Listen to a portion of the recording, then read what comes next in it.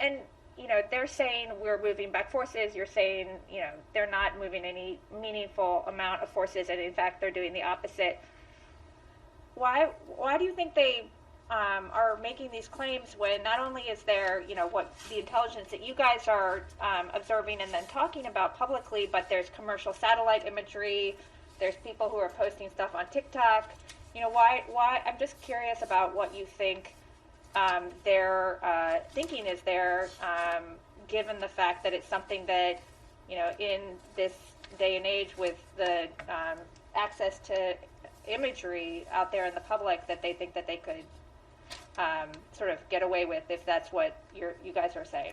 Well, you're right that there are Russian words and then there are Russian actions. And it should be clear to everyone, it is clear to everyone who takes the time to investigate, that their words do not match their actions. And in fact, their words stand in stark contrast to their actions. And you can see that on social media, you can see that on publicly available satellite imagery, you can see that through any number of means. That's a question for the Russian Federation. What I will say, and this is as much from an historical perspective as it is from what we're seeing now, this is the Russian playbook.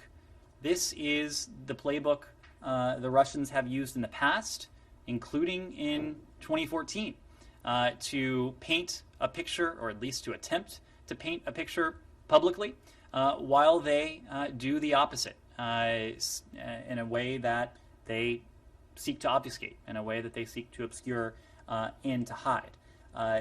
This is not 2014 in the sense that social media is different. There are resources available to the public that were not available back then, but it's also not 2014 in the sense that we are standing up here almost every day and offering the context of what we know in an effort to be as transparent as we can with the American people and the international public, to do two things. In the first instance, and in the best case scenario, to attempt to prevent, to deter the Russians from moving forward with what they are planning, what they have planned, or what they had planned all along. If we're not able to do that, and ultimately Putin will make the decision that Putin will make based on his own calculus.